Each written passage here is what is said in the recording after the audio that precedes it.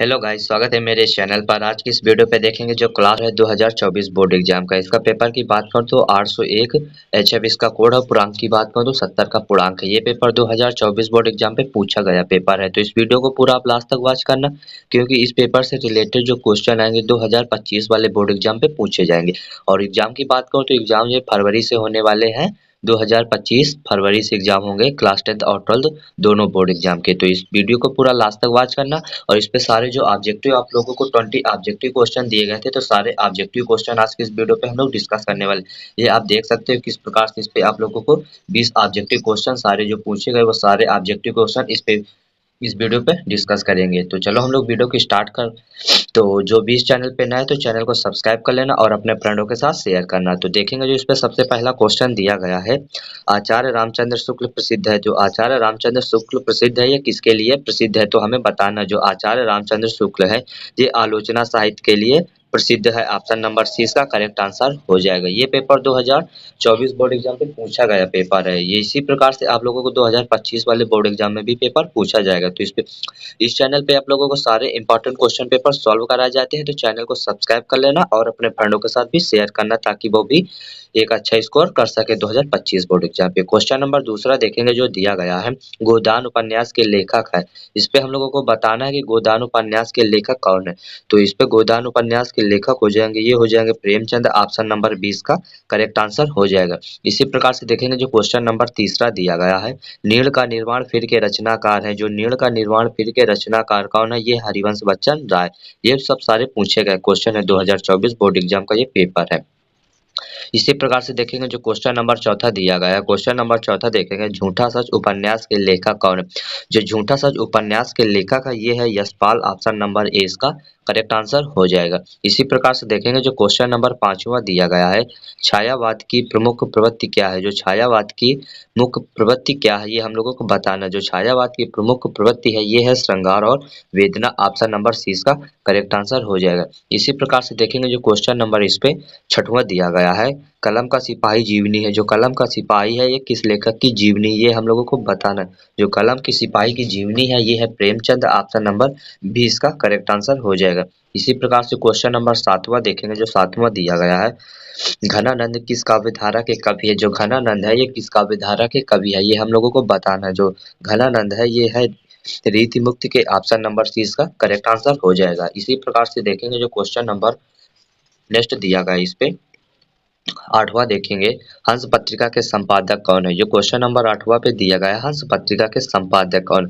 तो हंस पत्रिका के जो संपादक है ये है प्रेमचंद। ऑप्शन नंबर 20 का करेक्ट आंसर हो जाएगा। इसी प्रकार से क्वेश्चन नंबर 9 देखेंगे जो दिया गया है, जहाज का पक्षी कृत की विधा है। जो जहाज का पक्षी है ये किस विधा की कृति है? तो ये है उपन्यास विधा की। ऑप्शन नंबर सी इसका करेक्ट आंसर हो जाएगा। इसी प्रकार से क्वेश्चन नंबर 10वां देखेंगे जो दिया गया है, तार सप्तक का प्रकाशन वर्ष है। जो तार सप्तक का प्रकाशन वर्ष है ये है 1943 ईस्वी। जो तार सप्तक का प्रकाशक वर्ष है ये 1943 ईस्वी में। ऑप्शन नंबर सी इसका करेक्ट आंसर हो जाएगा। इसी प्रकार से और नेक्स्ट क्वेश्चन देखेंगे जो दिया गया है इस पे, पीपरपात सरिस मंडोला में अलंकार हम लोगों को बताना है। तो ये जो दिया गया है इस पे पीपरपात सरिस मंडोला में कौन सा अलंकार है ये हम लोगों को बताना है। तो जो पीपरपात सरिस मंडोला में अलंकार हो जाएगा ये हो जाएगा उपमा अलंकार। ऑप्शन नंबर 20 का करेक्ट आंसर हो जाएगा। इसी प्रकार से देखेंगे जो क्वेश्चन नंबर 13 दिया गया है, रोला छंद में कुल चरण होते हैं। जो रोला छंद है इसमें कुल कितने चरण होते हैं? तो इसमें चरण की बात करो तो इसमें 4 चरण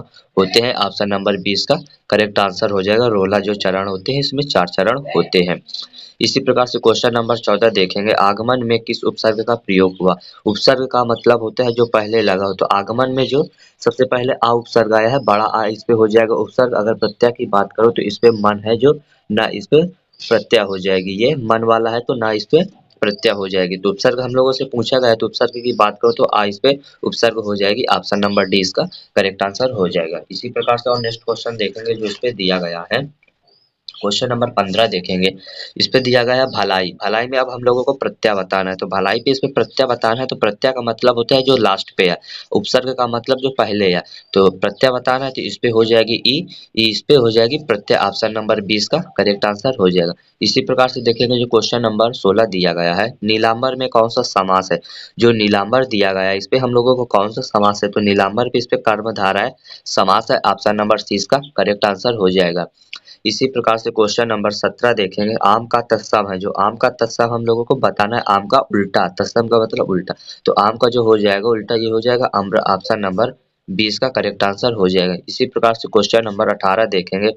कर्तव्य वाच्य में प्रधानता होती है, जो कर्तव्य वाच्य में प्रधानता होती है किसकी प्रधानता, ये कर्ता की प्रधानता होती है। ऑप्शन नंबर ए इसका करेक्ट आंसर हो जाएगा। कर्तव्य वाच्य में ये कर्ता की प्रधानता होती है। इसी प्रकार से देखेंगे जो क्वेश्चन नंबर 19 दिया गया है।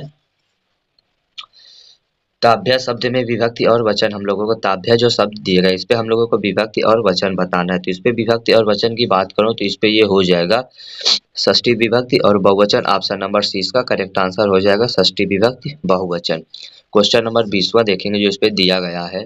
निम्नलिखित में सर्वनाम है, तो इस पे हम लोगों को बताना है कौन सा इस पे सर्वनाम होगा। तो इस पे वह जो हो जाएगा ये हो जाएगा सर्वनाम। ऑप्शन नंबर सी इसका करेक्ट आंसर हो जाएगा, क्योंकि ये सब नाम दिए गए काला, घोड़ा और लड़का, ये सब हो जाएगा नाउन संज्ञा, और ये हो जाएगा सर्वनाम, क्योंकि ये सब इसके काला, घोड़ा और लड़का के स्थान पे हम लोग वा का प्रयोग कर सकते हैं, इसलिए ये हो गया। जो संज्ञा के मतलब जो संज्ञा के स्थान पर प्रयोग किए जाते हैं उन्हें हम सर्वनाम कहते हैं। ठीक है। अब देखेंगे जो इस पे क्वेश्चन नंबर नेक्स्ट की बात करो तो इस पे हम आज देख लीजिए आप 20 ऑब्जेक्टिव क्वेश्चन इंपॉर्टेंट सारे डिस्कस कर चुके हैं, जो कि आप लोगों को सीधे ओमार सीट पे फिल करना है। तो अब देखेंगे इस पे जो खंड बाद दिया गया वर्णात्मक प्रश्न। वर्णात्मक प्रश्न की बात करूं तो इस पे आप देख लीजिए, ये भी इस पे आप लोगों से 3 प्रश्न पूछे गए हैं, जो कि आप लोगों से 3 2 नंबर के पूछे गए हैं, टोटल 6 नंबर का पूछा गया, आप देख सकते हैं इस पे। तो ये आप लोगों को गद्यांश दिया गया है, गद्यांश को आप लोगों को पढ़ना है और पढ़ने के बाद इस पे आप लोगों को पाठ का नाम लिखना है, पाठ के नाम का और संदर्भ भी इसका लिखना है, जिससे आप लोगों से इस पे 2 नंबर मिल जाएगा। और जो रेखांकित ये अंडरलाइन की गई है जिन शब्दों के नीचे, इन शब्दों के नीचे आप लोगों को इसी अंडरलाइन के उत्तर लिखना है। तो इस पे आप लोगों को सीधा 2 नंबर मिल जाएगा। और जातक कथाएं किन्हें कहते हैं ये आप लोगों को बताना है कि जातक कथाएं किन्हें कहते हैं, तो इसे आप लोगों से 2 नंबर इस पे भी आप लोगों को मिल जाएगा।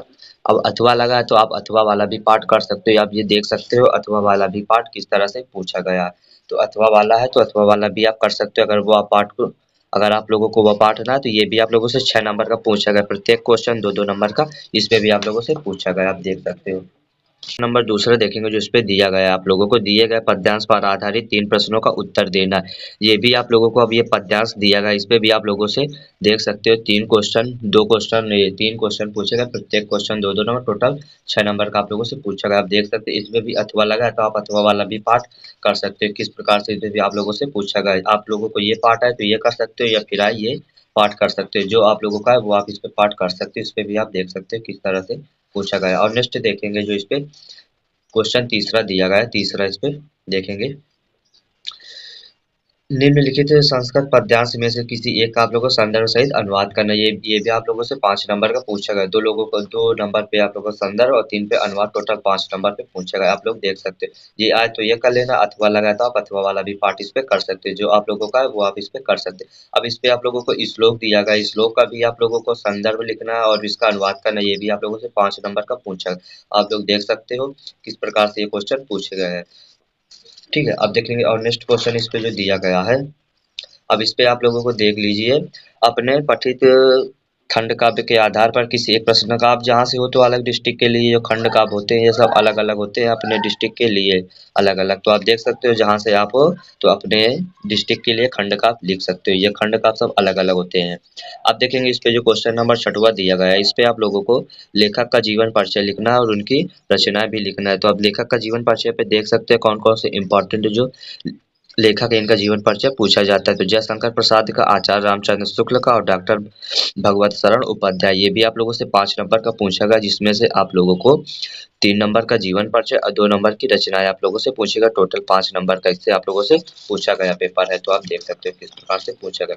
अब इधर आप देख लीजिए, इधर इधर आप लोगों से कवि का जीवन परिचय पूछा गया है। इस पे आप लोगों से कवि का जीवन परिचय पूछा गया। कवि में देखेंगे कौन-कौन से इम्पोर्टेंट कवि हैं जिनका जीवन परिचय पूछा जाता है। तो महाकवि सूरदास का और सुमित्रा नंदन पंत का और बिहारी लाल का, ये सारे जो कवि हैं इम्पोर्टेंट है। इनका भी जीवन परिचय आप लोग देख सकते हैं 5 नंबर का पूछा गया, जिसपे 2 नंबर का जीवन 2 नंबर की रचनाएँ और 3 नंबर का जीवन परिचय, टोटल 5 नंबर का आप लोगों से पूछा गया। आप लोग इस पे देख सकते हैं। और इस पे आप लोग श्लोक की बात करो तो इस पे आप लोगों से एक श्लोक भी पूछा गया है, जो इस प्रश्न पत्र में मतलब ना आया हो। आप लोगों को श्लोक जो दिया गया है, जो श्लोक आप लोगों को दिया गया उससे आप लोगों को नहीं करना है। श्लोक का जो संदर्भ अनुवाद लिखना है उससे आप लोगों को नहीं करना है। ये आप देख सकते हैं, इस पे भी आप लोगों से 2 नंबर की श्लोक पूछा गया है। अब इधर आप लोग देख देख लीजिए क्वेश्चन नंबर 8 वहाँ पे संस्कृत के क्वेश्चन दिए गए। किन्हीं 2 प्रश्नों के आप लोग संस्कृत के उत्तर देना है। ये भी आप लोगों से 4 क्वेश्चन दिए गए। 4 क्वेश्चन पे आप लोगों को ओनली 2 क्वेश्चन इस पे सॉल्व करना है, 2 क्वेश्चन नहीं करना है। तो आप लोग देख सकते हो। क्वेश्चन नंबर 9 देखेंगे जो दिया गया है। इस पे आप लोगों को निबंध लिखना है किसी एक पे, पर्यावरण उपाय पर और साहित्यिक और समाज पर। मेरी प्रिय पुस्तक, नारी शक्तिकरण, सशक्तिकरण और विज्ञान की उपयोगिता। ये भी आप लोगों से 7 नंबर का इस पे भी निबंध पूछा गया। जिस पे आप लोगों को अच्छा निबंध लिखना है उस पे आप निबंध लिख सकते हो अच्छे से। अब देख लीजिए क्वेश्चन नंबर जो 10वां पूछा गया, किस प्रकार से पूछा गया है। किसी एक क्वेश्चन नंबर 10वां, अपनी विशेष रुचियों को उल्लेख करते हुए अपने मित्र को एक पत्र लिखना। ये भी आप लोगों से पत्र जो पूछा गया है 4 नंबर का पूछा गया। आप देख लीजिए अथवा लगा है तो अथवा वाला भी आप कर सकते हो। रेलवे के महाप्रबंधक को एक शिकायती पत्र लिखिए जिसमें टिकट निरीक्षक द्वारा किए गए अभद्रता का व्यवहार का उल्लेख किया गया है। इस पे भी आप लोगों से जो पूछा गया है 4 गया है। तो आप लोग देख सकते हैं, जो भी आप लोगों को सही से लिखना है तो वो आप इस पे कर सकते हो। तो इतना ही था। आज हम लोग पूरा